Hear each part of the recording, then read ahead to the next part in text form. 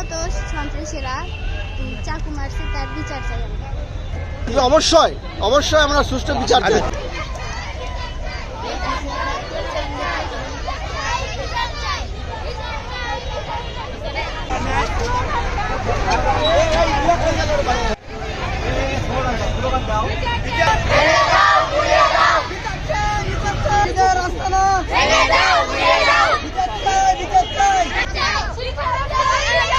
কি হয়েছিল একটু বলেন তো। আচ্ছা, মোহাম্মদ আলতাফ আলী, প্রধান শিক্ষক, ফাবরিনাথ পল্লীমঙ্গল উচ্চ বিদ্যালয়, বগুড়া সদর, বগুড়া। ঘটনা হলো গতকালকে এসএসসি পরীক্ষার্থী 2023 এদের পরীক্ষা শেষ হয় 1টা 20 মিনিটে। আমরা তখন অফিসিয়ালভাবে আমরা কাজ করে যাচ্ছিলাম আমাদের যথানিয়মে। এগ্রিমেন্টে একটা 30 মিনিটে আমরা নিউজ পাই যে একটা ছেলেকে চাকু মারছে, এই বিদ্যালয়ের একটি শিক্ষার্থীকে চাকু মেরেছে। তো আমরা বের হলাম, বের হয়ে দেখি যে হ্যাঁ সত্যি ছেলেটা রক্তাক্ত অবস্থায় আমাদের স্কুলের ভিতরে ঢুকে পড়েছে আর কি।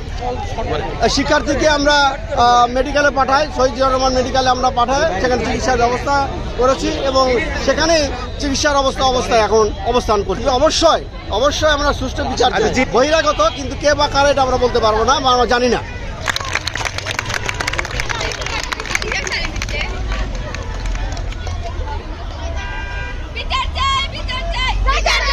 আমাদের স্কুলে 10ম শ্রেণীর ছাত্র রাশেদকে চাকু মারা হয়েছে। বহিরাগত সন্ত্রাসীরা চাকু মারছে, তার বিচার চাই আমরা।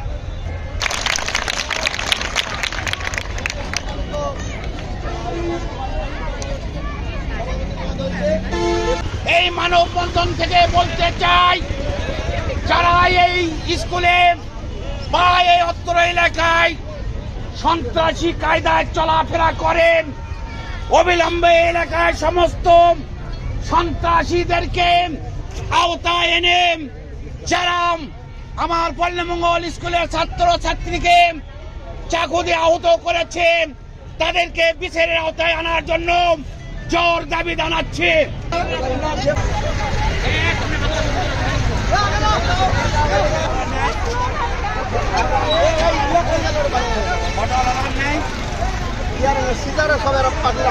বলবেন